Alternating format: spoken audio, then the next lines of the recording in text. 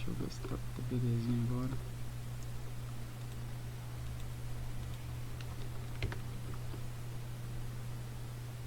Tá, acho que agora tá indo. Certo. Bom, então como eu havia dito, são tópicos iniciais.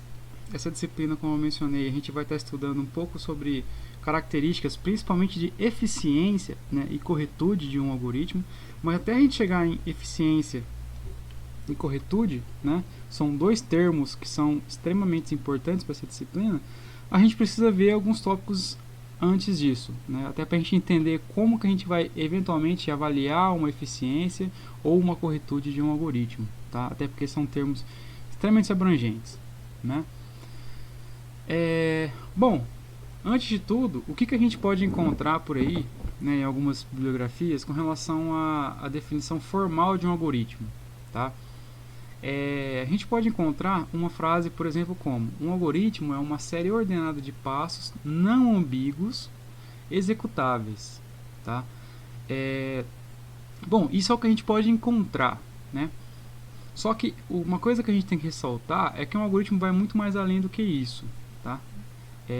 Então, certas definições podem eventualmente não condizer com o que realmente um tópico, principalmente como algoritmos, ele é capaz de fazer, né? O porquê que eu estou falando isso? Porque, eventualmente, o que vem a ser um algoritmo, né?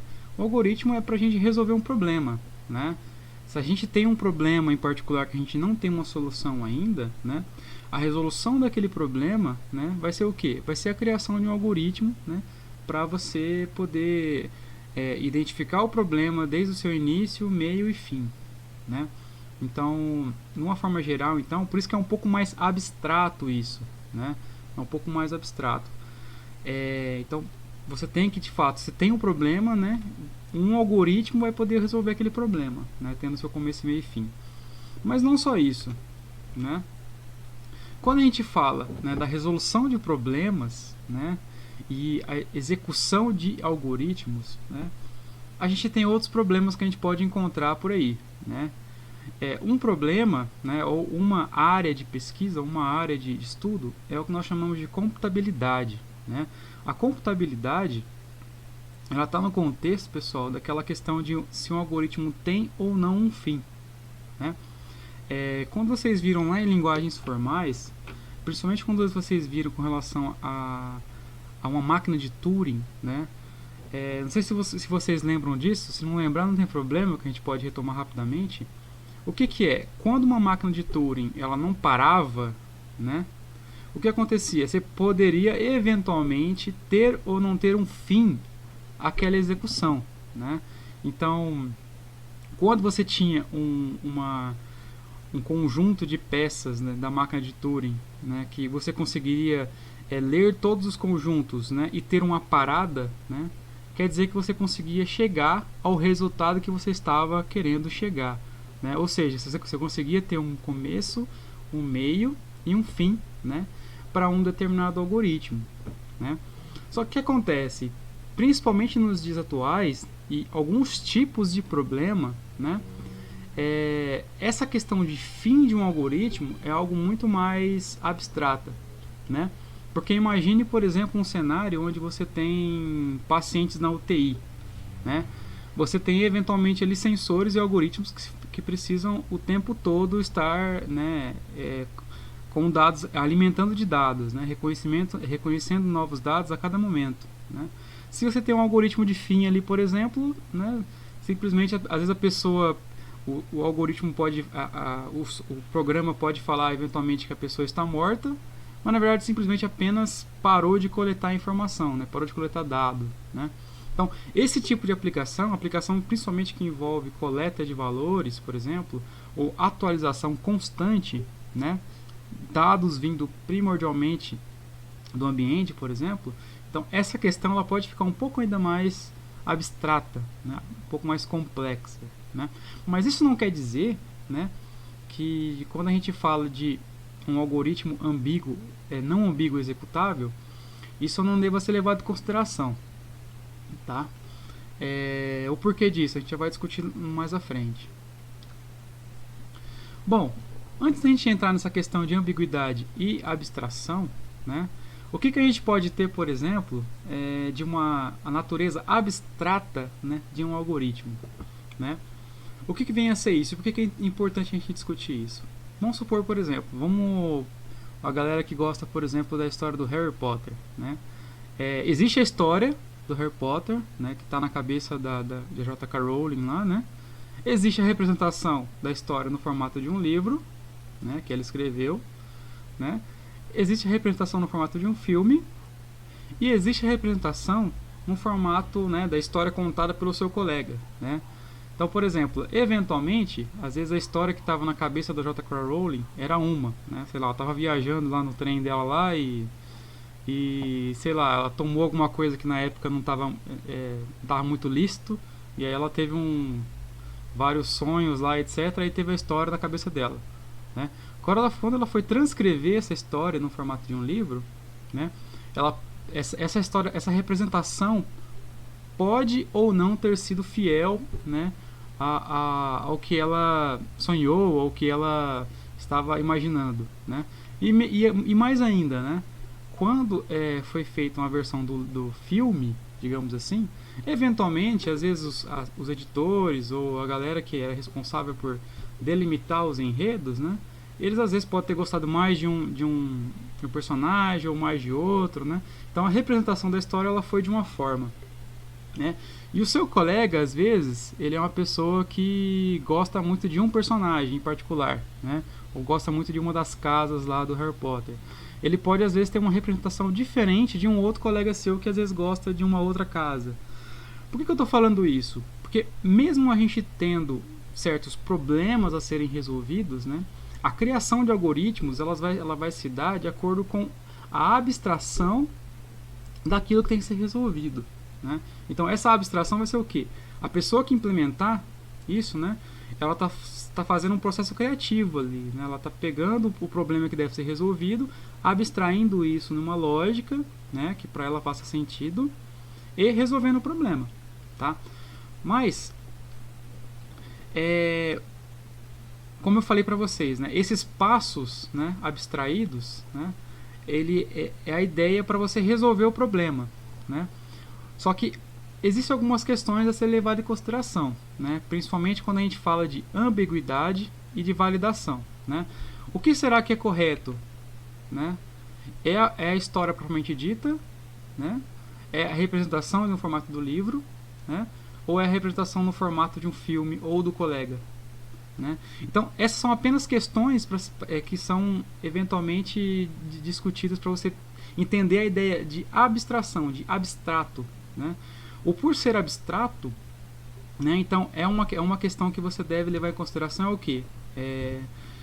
O problema que está sendo resolvido, ele foi de fato obtido cada passo, né, que ele deve ser passado para ser resolvido, né? Cada problema, né, o problema que eu estou analisando, ele foi colocado em várias etapas, onde essas etapas elas têm os mini passos ali que resolvem aqueles passos em particulares e assim por si só, né? Isso, por exemplo, é muito comum a gente ouvir por aí, por exemplo, o computador não erra, né? Ou determinado o software ele fala a verdade, né? Ou o computador, o programa que eu desenvolvi, na verdade, ele faz aquilo que ele deve fazer e a gente não deve contestar ele, né? Mas na verdade o que a gente não pode esquecer é o quê? Que existe esse nível de abstração, né? E essa abstração a gente tem que saber que a linguagem, principalmente de alto nível, né, ela pode ter certa ambiguidade, né? A própria língua portuguesa, por exemplo, a gente vê várias ambiguidades quando a gente está construindo as frases, né? Então, e além dessa ambiguidade, né, a gente pode ter questões como de validação, né? Então, eventualmente, será que a história contada, né, através de um colega seu, ela tem a mesma veracidade do que a contada pela autora do livro, né? Ou pela do filme, né?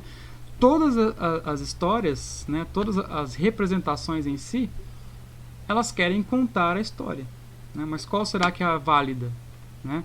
Então são coisas que devem ser analisadas principalmente quando envolve uma questão abstrata, né? Da abstração de um problema, né? Para uma solução, né? Para a criação de um algoritmo, né? E não bastar disso, né? O que mais que a gente tem? A gente tem a ideia, né? Dos níveis metas e metas e metas, né? O que seriam esses níveis metas? É o que? Quando a gente está programando, vocês estão vendo o meu Paint? Acho que não, né? Eu compartilhei só... Não, só o PowerPoint. Ah, tá. Deixa eu parar de compartilhar aqui, compartilhar o Paint.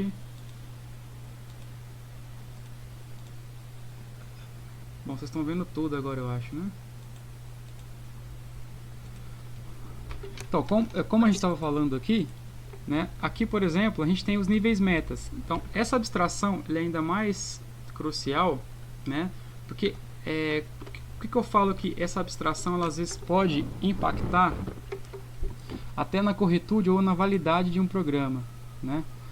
O que a gente tem a ver aqui, por exemplo? Aqui a gente tem vários níveis, né? Isso aqui vocês vão acabar lembrando de uma disciplina anterior aí.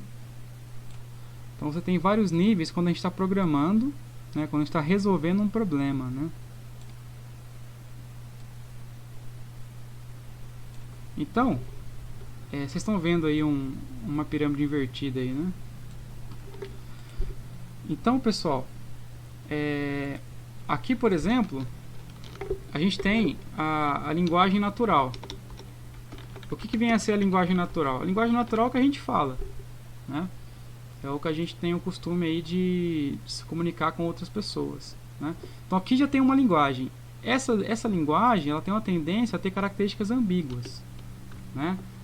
Então, às vezes numa frase, por ambiguidade, por exemplo, às vezes em uma frase, sabe quando a gente tem uma frase inteira que fala, mas não falou nada? Ou ainda, tem uma frase inteira onde você fez um contexto, mas explicou outro contexto. Então, esse tipo de coisa é a ambiguidade que a nossa língua pode trazer, né? Porque envolve também uma questão semântica ali, né? Então, essa questão semântica, às vezes, ela pode impactar na construção, né?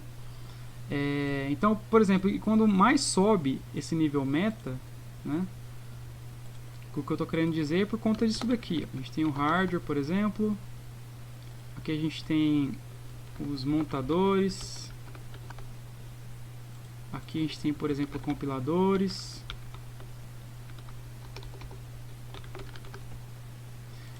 Esse nível de compiladores ele pode eventualmente estar no mesmo nível aqui do sistema operacional,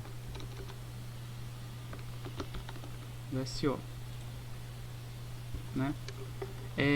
Então, e esses dois níveis aqui, inclusive, eles podem ser transversais, digamos assim. Então, a gente tem vários níveis, né? E conforme vai subindo esse nível, cada vez mais abstrato vai ficando, né? Então, ou seja, a abstração vai aumentando, né? A possibilidade de erro, né? De falta de entendimento, né? Ou de, às vezes, não especificar o que exatamente um problema. A gente está falando de uma questão que é abstrata, né? Você resolveu um problema abstrato aqui, né? Utilizando uma tecnologia que ela não é tão abstrata, né? Então, as linguagens, quando vai descendo, elas não são abstratas, né? Mas quando vai subindo, elas são abstratas, né? Então, cada vez que a gente vai subindo aqui, essa abstração vai aumentando, né? Então, aí é um cuidado que a gente precisa ter quando a gente está falando de abstração, tá? E com relação a essa abstração, conforme a gente vai pegando dessa ideia abstrata e indo trazendo isso para uma forma um pouco mais não abstrata, o que a gente tem? A gente sai do algoritmo, né? Tem o que nós chamamos de programa em si, só que quando o programa está executando, ele vira um processo, né? Então, esse processo, na verdade, é o que está rodando ali, né? É o que está representando a execução do algoritmo que a gente criou, né? Então, esse algoritmo que a gente desenvolveu uma solução abstrata, né? A solução dele, né? A execução dele, ela não vai ser abstrata, né? Só que por isso eu quero que vocês entendam que essa lacuna daqui até aqui, né? A gente pode eventualmente ter, né? Às vezes não ter identificado validações interessantes aqui, eficiências interessantes aqui, que a gente só vai descobrir essas eficiências e essas faltas, né, de validação, né, no final do processo. Tá? Bom, e quando a gente fala disso, né, a gente tem que destacar coisas como o quê? Né? A sintaxe e a semântica. Né? Então a gente sabe lá que quando a gente está interpretando um algoritmo, a parte sintaxe, né, a gente consegue identificar mais rapidamente, que é o quê? É quando a gente, por exemplo, está escrevendo uma linguagem, né, e a gente coloca lá, por exemplo, na linguagem C, né, um A, B aqui, por exemplo, de um espaço igual a C, o que vai acontecer? Isso daqui ele não vai ser reconhecido, né? Por quê? Porque essa questão aqui ela é mais fácil de a gente identificar o problema, né? Tanto a olho nu, como vocês já devem ter sacado aí, que aqui está faltando um operador, né? Tanto também com por ser uma linguagem regular, né? Que é aquela questão lá de quando você está desenvolvendo uma linguagem, né? A cada estado, né, do estado A para o estado B, para o estado C, D, etc., né, existem certas necessidades de um estado para outro, né? Então aqui, por exemplo, de A para B, né, é obrigatório que tenha um operador, né? Então vai ter uma máquina de estado finita lá que vai obrigar que você tenha um operador aqui, né? Então só de você ter essa máquina, você não deixa rodar esse programa aqui, né? No entanto, quando a gente começa a aumentar a aplicabilidade, né, aumentar o estudo envolvendo tipos de linguagem, a gente vê que questões, por exemplo, como semânticas, né, elas acabam acontecendo mais. Né? Aqui, por exemplo, eu tenho A, B e C. A nível de sintaxe, isso está correto. Né? Só que eu posso ter aqui, por exemplo, eu posso eventualmente ter, né, um B que seja inteiro, um A que seja uma string, por exemplo. Né? Então, dependendo de como está estruturado a nossa linguagem, né, que ela já tem mais uma característica de livre de contexto, né, quando essa questão que envolve uma semântica, o que acontece? Né, esse A mais B pode eventualmente dar um erro ou pode simplesmente concatenar, né, gerar uma string, né, a depender, por exemplo, de como está implementado a linguagem. Né? Então, essas são questões também que a gente eventualmente pode ver por aí, né? Como questões relevantes. Bom, essa parte inicial é apenas para a gente discutir então essas questões. Apenas recapitulando então, tendo uma ideia quando a gente está resolvendo problemas, né, que a nossa solução ela vai ser uma abstração de uma solução para criar o algoritmo, né?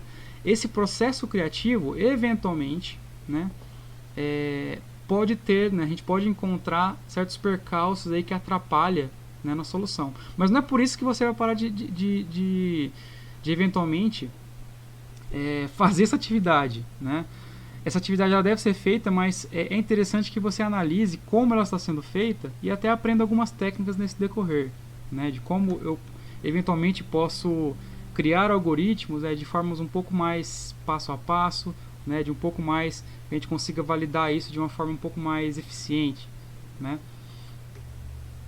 Bom, algumas ferramentas que vocês eventualmente já ouviram falar, né, já trabalharam no curso, com eu tenho certeza, na verdade, né? Bom, a UML você já deve ter trabalhado em engenharia de software, né?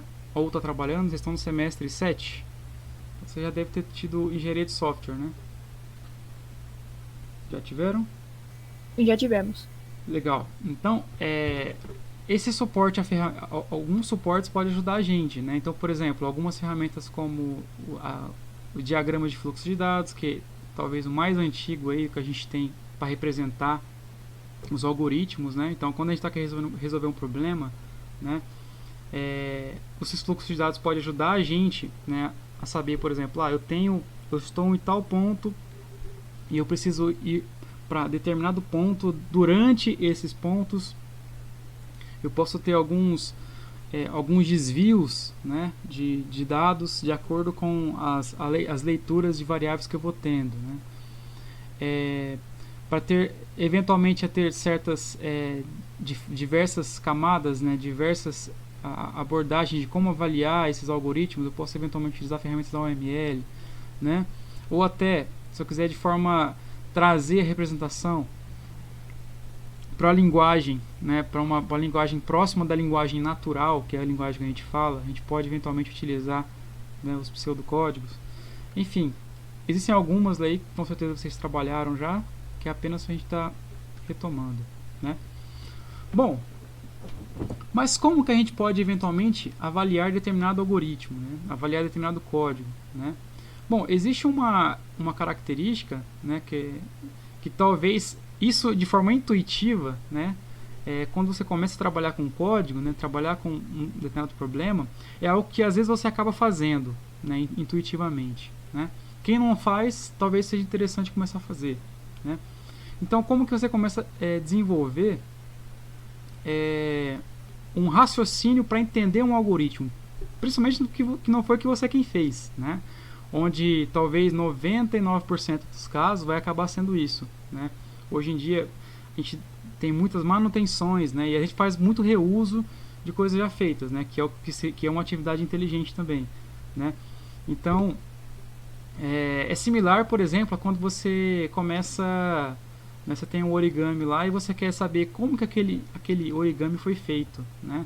Então você tem, por exemplo, um pássaro de papel e você quer saber, mas como que fizeram isso, né? O que você começa a fazer? Você começa a desdobrar, né, esse origami para saber quais foram, né, os passos, né, que a pessoa que dobrou aquele origami seguiu para chegar naquele origami, né? Mas obviamente, né, só fazer isso, né, o que pode acontecer é você não entender, né, porque existem, por exemplo, podem ter algumas técnicas ou pode ter algumas ideias que a pessoa, na hora que estava dobrando aquele origami, ela utilizou, né, e que você às vezes você teria que estar com ela do lado para entender, olha, na verdade aquela ali é a segunda dobra e essa é a terceira, né? Só de você desdobrar, às vezes fica difícil você fazer isso, né? É nessa parte aqui que a gente, associando a atividade de programar, é importante da gente conhecer metodologias, né? Conhecer técnicas, conhecer características das linguagens, né? Conhecer o que nós podemos chamar de primitivas, digamos assim, né? De uma determinada linguagem, né? Então, quando eu conheço as primitivas, ou seja, quando eu conheço, por exemplo, as características daquela linguagem, né?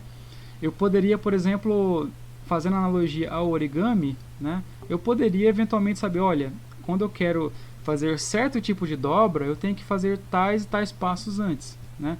É a mesma ideia para programar, né? Então é o caminho inverso, pega a questão pronta e vai voltando até ao possível entendimento, né? O outro ponto também relevante que a gente eventualmente pode e deve utilizar é o que? É o teste de valores, né? E as famosas tabelas de mesa, né?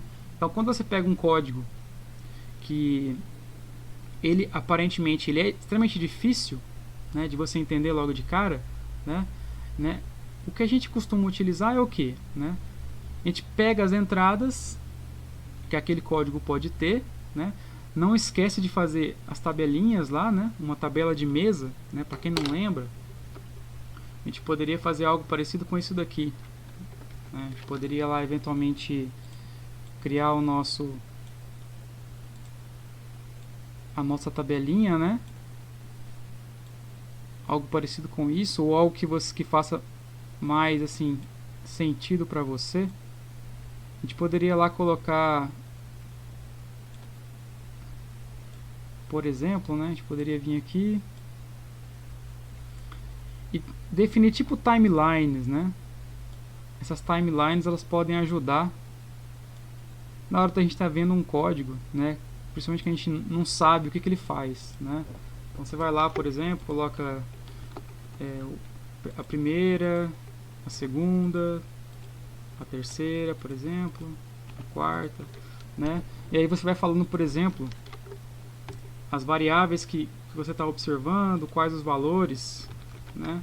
Valor 1, por exemplo, valor 2, né?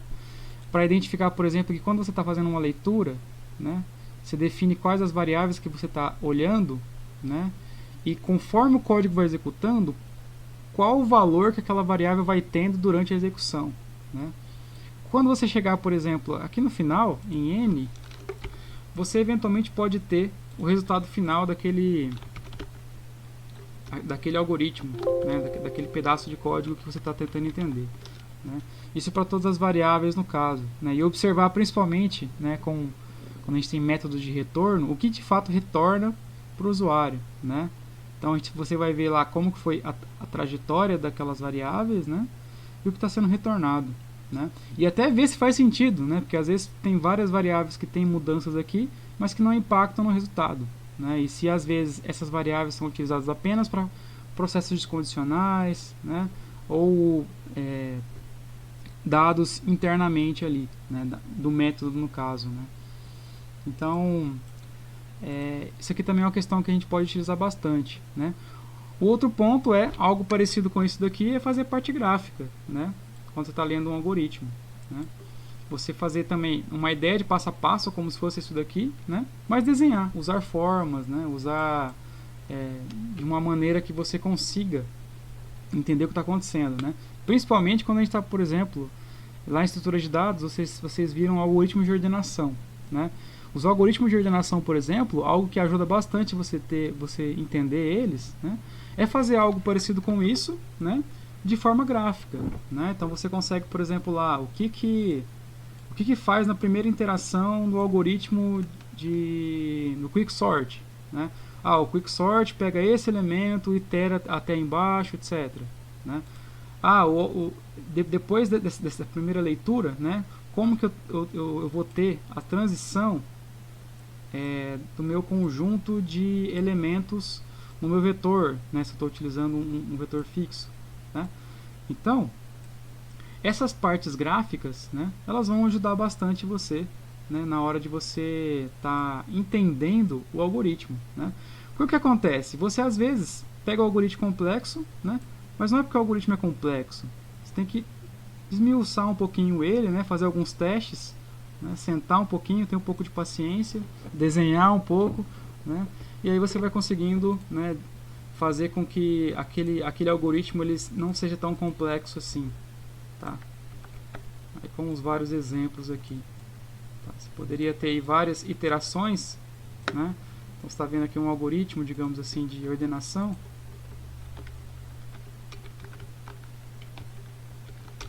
Inclusive, você até na hora de você aprender diversos algoritmos de ordenação, você eventualmente até pode comparar eles, né? Comparar, por exemplo, o que o algoritmo de seleção faz de diferente do algoritmo de inserção, né? Você consegue entender o que em cada passo, né, é diferente um do outro, né? Então isso também ajuda na hora de você fazer comparações, né? Porque uma coisa que a gente vai ver futuramente, né, nessa disciplina é comparações, né, comparações de algoritmos, né? Então, para eu comparar algoritmos, e principalmente se às vezes eu já não conheço aquele algoritmo de antemão, né, uma prática que vocês podem eventualmente utilizar é uma questão como essa, né? Vocês podem lá fazer essas diferentes comparações, né? Pelo menos a nível, nesse caso aqui, a nível de resultado, né? O que está sendo mudado, até para você ir marcando, isso aqui tem tantas execuções a mais, aquele tem tantas execuções a menos, né? E assim vai. Essa é uma forma arcaica, digamos assim, só que uma forma que ajuda muito você a fazer um entendimento ali do seu algoritmo, né? E obviamente a gente vai ver também outras questões que envolvam você analisar, né, esse cara aqui em detrimento desse cara aqui, tá? Bom, também uma prática, só que essa eu não preciso nem falar, né? Porque quando a gente está criando algoritmos, uma boa prática também, né? Em vez de você sair resolvendo, né? Calma, senta um pouquinho, com calma, toma um café, que você faz? Né? Tenta identificar, isola as partes do problema que você precisa resolver, e essas partes isoladas, você tenta aplicar aqueles conceitos de subrotinas, né, que vocês aprenderam. Como que eu crio métodos aqui, né, funções. Vamos quebrar primeiro, né, vamos quebrar o algoritmo, né, um possível futuro algoritmo, né, para resolver o problema. Né, mas vamos quebrar esse problema. Né, vamos quebrar esse problema em vários pedacinhos e resolver cada pedacinho primeiro. Né. Isso a gente vai fazer com o quê? Fazer com que a gente utilize uma abordagem chamada top-down. Né? Também é um termo muito famoso, né? Vocês já ouviram bastante, tenho certeza, em engenharia de software. Né? Então você tem uma abordagem que pode ser top-down e bottom-up. Né? Então, por exemplo, quando eu estou fazendo isso daqui, eu estou resolvendo de cima para baixo, eu estou fazendo um top-down. Né? O que? Eu estou abstraindo o meu problema, né, de forma a criar pedaços dele, né, para ficar mais fácil organizar isso e pensar no problema como um todo. Né? Porque o que acontece às vezes, quando a gente utiliza ao contrário disso, a gente utiliza a abordagem bottom-up, né, a gente se perde muito.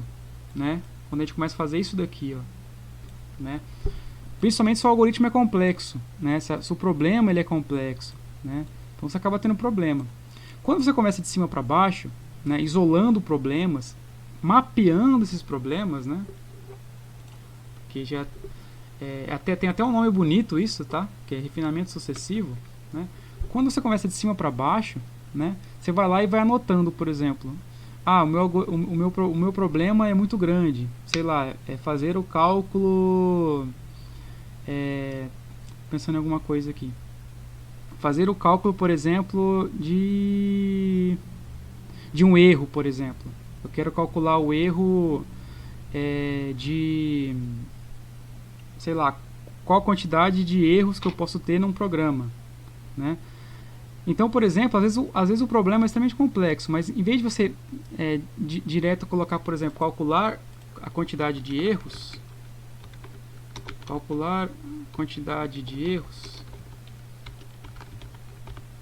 esse é o problema que você precisa fazer, que você precisa resolver, na verdade. Né? O que você precisa saber antes? O que é um erro? Né? O que eu estou caracterizando como um erro aqui? Né? Então são questões que você vai levantando, né? Ou seja, subproblemas. Né? Então, por exemplo, beleza, eu preciso calcular o erro, mas eu preciso saber o que é um erro. O que é um erro, por exemplo? O que é um erro aqui? Né? O que mais? Calcular o que? Eu preciso somar? Eu preciso subtrair? Eu preciso multiplicar? Calcular como? Né? O que mais? Depois de calcular isso, como que eu sei que está errado ou não está errado? Né? Então são questões que você eventualmente vai levantando. Né? Ou seja, são subproblemas. Né? Então o que fica fácil para você? Depois que você vai mapeando isso de cima para baixo, né? Aí você de fato vai voltando, né? Com o bottom-up. Né? Aí você vai lá, né? Resolve, pega esse... eu tenho aqui um validar, né? O validar, eu sei que validar tem a característica que eu tenho que ter uma entrada x e y, e eu tenho que ter uma saída sendo verdadeiro ou falso, né? Então, se você vai lá e faz o que? O validar. Então, o validar, por exemplo, eu vou lá e desenvolvo, né? O validar, por exemplo, ele tem a entrada x, entrada y e tem uma saída z, por exemplo. Né? Aí beleza, eu resolvi o validar. Aí eu vou para onde? Eu vou para calcular erro. Vou para calcular como? O que eu vou usar para calcular? Né? E assim vai sucessivamente. Né? Isso vai ajudar você a... Eventualmente você pode chegar no seu final do problema e já resolveu tudo, né? Só de você ir compilando. Né? Ou pelo menos você adiantou boa parte, né, do algoritmo a ser desenvolvido. Né? Então esse nome aí de refinamento sucessivo, que às vezes a gente faz isso de forma intuitiva, né? mas tem um nome para isso, né? Então é o mapear subrrotinas aí que a gente eventualmente pode ver, né? Outra coisa nesse processo, né, ou que a gente não pode esquecer é o que? Durante essas subetapas, né, esses mapeamentos, às vezes você não precisa criar do zero, né? Então, às vezes, por exemplo, eu vou saber que, por exemplo, imagine que aqui eu tenho uma subetapa falada, né, que eu tenho que ter ordenação de erros, ordenação, por exemplo, de dados, né? Ordenação dados. Então, por exemplo, eventualmente eu posso ter o quê? Né? Eu não sei, por exemplo, como calcular ainda, né? Ou como eu faço o erro, mas eu sei que ordenação, eu tenho vários algoritmos de ordenação, né? Será que realmente eu preciso criar um algoritmo de ordenação? Né? Não, você não vai precisar fazer isso, ao menos que seja, né? Você pode pegar como base, por exemplo, caso você precise de fato ter uma ordenação específica, né? Você vai fazer o que? Você pode pegar os algoritmos prontos, né, e fazer ajustes para o seu problema em particular, né? Mas caso, por exemplo, não tenha essa distinção, né, eventualmente você pode vir aqui, né, e já pegar um algoritmo já existente, né, até porque já vai ter estudos sobre o algoritmo, né? Então aqui você pode vir aqui e pegar os algoritmos específicos, certo? Aí, obviamente, a escolha do algoritmo também ela vai acabar você tendo que ter alguns critérios, né? Mas aí é uma coisa para outro momento também, tá? Mas o que eu quero mencionar para vocês é o que? Quando você mapeia, né, você vem nesse top-down, né? Você consegue ir mapeando partes que eventualmente vai virar métodos depois, né, ou funções, dependendo da linguagem que você está usando aí, né? E algumas partes você pode reaproveitar, né? Então, ao fazer esse mapeamento, isso ajuda você, né? Com eventualmente, aqui eu tenho uma entrada diferente, o algoritmo que eu achei, ele ordena texto, né? Só que, aliás, o algoritmo que eu achei, ele ordena números, só que eu quero ordenar texto, né? Só essa pergunta, por exemplo, já vai gerar um outro mapeamento. Ou seja, eu preciso encontrar um formato, né, das entradas que eu tô colocando, um formato numérico, né? Eu preciso eventualmente, né, utilizar uma tabela ASCII, por exemplo. Ou seja, depois que eu trago o formato numérico, aí eu consigo utilizar um algoritmo numérico, sabe? E assim vai, né? Ou adaptações disso, né? Então são sempre essas questões que acabam impactando aí, né, na sua escolha, né, no seu mapeamento. Só que esses passos, né, esse refinamento sucessivo, ele ajuda bastante, né, na hora de você resolver esse problema, tá? Bom, o que mais? Esse refinamento sucessivo, né, ele tem questões do que? Um conceito, né, uma ideia chamada subida de degrau, né? O que vem a ser essa subida de degrau? Eu estou resolvendo um algoritmo, né, ele está complexo. Só que mesmo que eu não tenha toda a informação ainda, continue avançando, que dados parciais, né, pode ajudar você a resolver o algoritmo, né? Eu vou dar um exemplo aqui, né? Também, pessoal, é tudo coisas intuitivas, que às vezes a gente acaba descobrindo isso sozinho, tá? Só de você analisar, você ter o contato com a criação de algoritmos, etc., você acaba, às vezes, intuitivamente desvendando isso, tá? Mas aí a gente pode ressaltar. Então, por exemplo, a gente tem o seguinte exemplo aqui. Alguém poderia, por exemplo, responder: um homem tem 3 filhas. Qual a idade das 3 filhas? Alguém sabe dizer aí? Eu tenho 2 alternativas nesse caso. Uma tem 1 ano e as outras 2 têm 6 anos. Ou 2 têm 2 anos e uma tem 9 anos. Alguém sabe? Possivelmente vocês não vão saber, tá? Não tem problema, porque a informação está incompleta, né? Então, quando você olha aqui, o que eu estou falando aqui, esse exemplo que eu estou dando, acontece muito no nosso dia a dia, tá? Às vezes você vai pegar um problema de um cliente ou alguma coisa e vai estar assim, Tá? Vai estar lá, por exemplo, qual a idade das 3 filhas, né? Então, e respectivamente nesse caso, né? Você não vai ter essa informação. Ou seja, você tem que fazer um degrau a mais, né? Você tem que, às vezes, quando você está analisando isso aqui, às vezes você está aqui em cima, você não tem a informação, né? O que você faz? Ignora e passa para o próximo passo. Porque esse andar da carruagem, ele eventualmente vai te trazer dados parciais que podem ajudar respostas anteriores, em respostas anteriores, né? Então, quando a gente avança aqui, né? Bom, aí tem mais uma coisa. A soma da idade das 3 filhas é 13, né?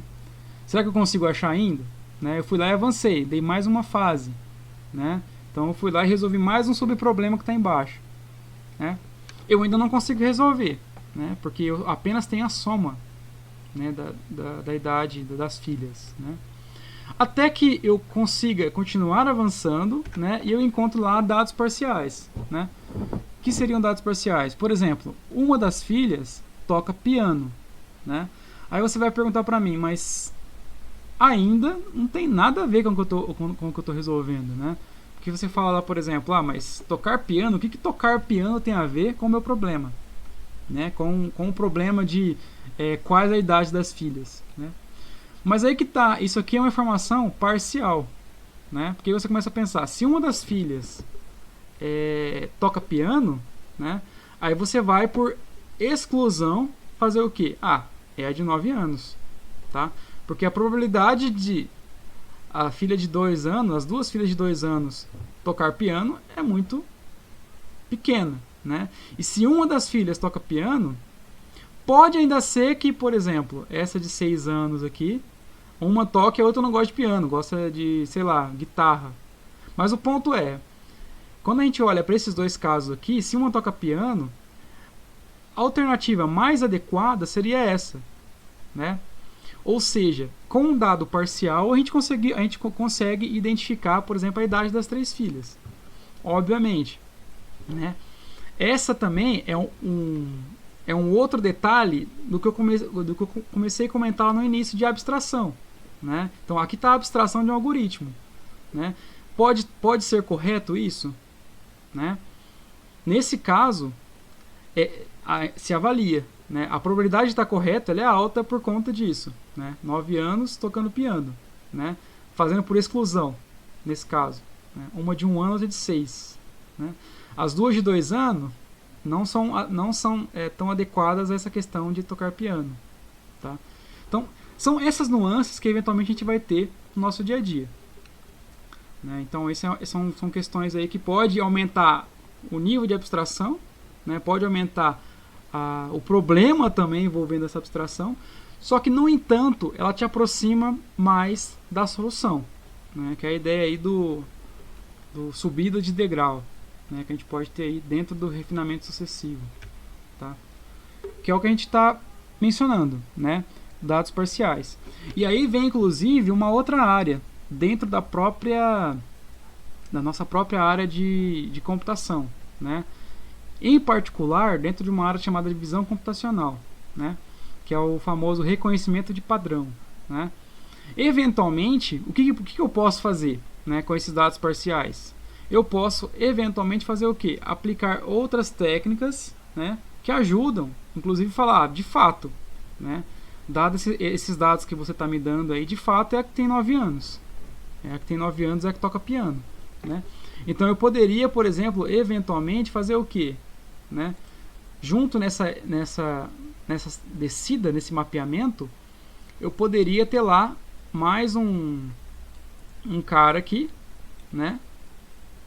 Ou de identificar a probabilidade, ou de analisar os dados, né? Analisar os dados de idade, né? Com base nos dados que eu tenho, né?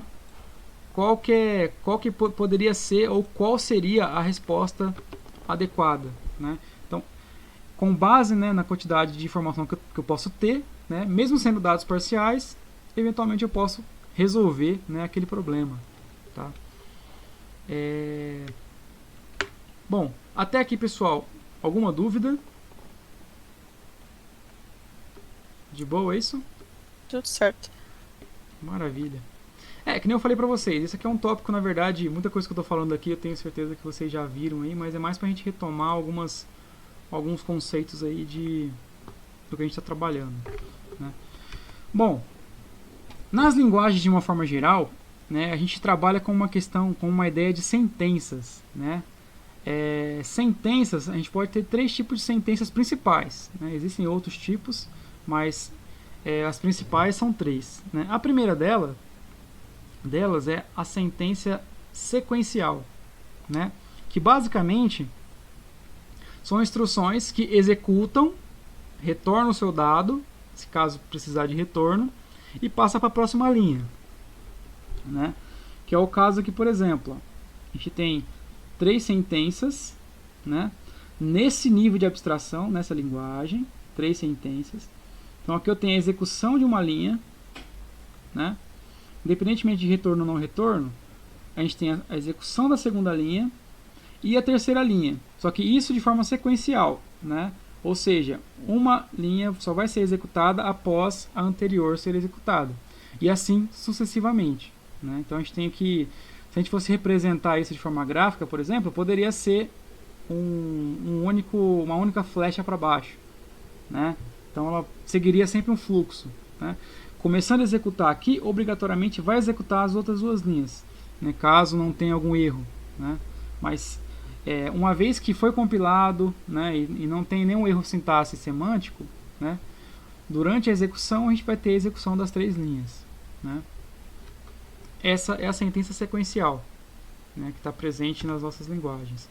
A outra, também, que vocês estão careca de saber, é as sentenças condicionais, né? Uma delas aqui é o if, né? Então, nesse caso aqui, o que vai acontecer? Eu vou executar uma linha, tá? Na próxima, o que eu vou fazer? Eu vou verificar, né, se um determinado dado é ou não uma coisa que eu estou comparando, né? Ele está comparando esse caso aqui com um conjunto de caracteres, né? Essa variável, esse valor, ele tem, né? Ele é esse valor que eu estou comparando, esse conjunto de caracteres? Caso seja, ele vai desviar um fluxo, né? Ele vai entrar para um outro conjunto de sentenças sequenciais ou não, né? O porquê sequenciais ou não, né? Dentro desse if aqui, eu posso ter mais 3, 4 linhas sequenciais e também posso ter outras linhas de condicionais também, né? Então, dado o fluxo aqui, então esse aqui vai mudar um pouquinho uma representação, no caso se você estiver fazendo uma representação gráfica, né?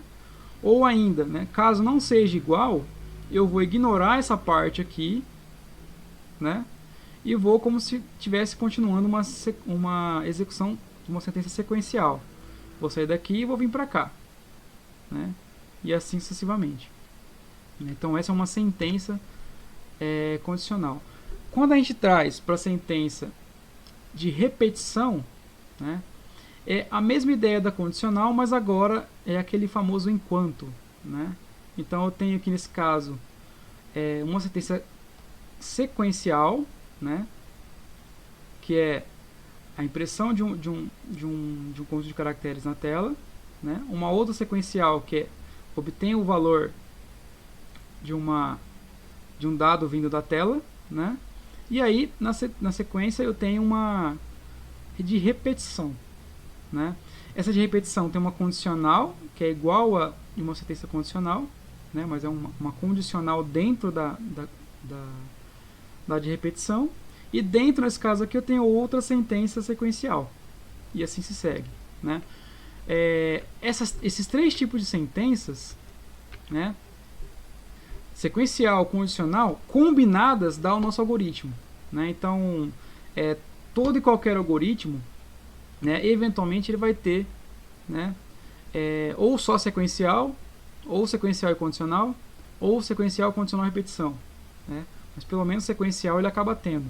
Se caso for o problema, eu apenas imprimir uma mensagem na tela, né? Mas a composição dos 3, né, te dá o algoritmo, né? Então compõe-se os 3, isso de forma recursiva, né, que a gente vai entender essa ideia depois, mas recursivamente programando isso, né, esses 3 tipos, você monta seus algoritmos para resolver problemas.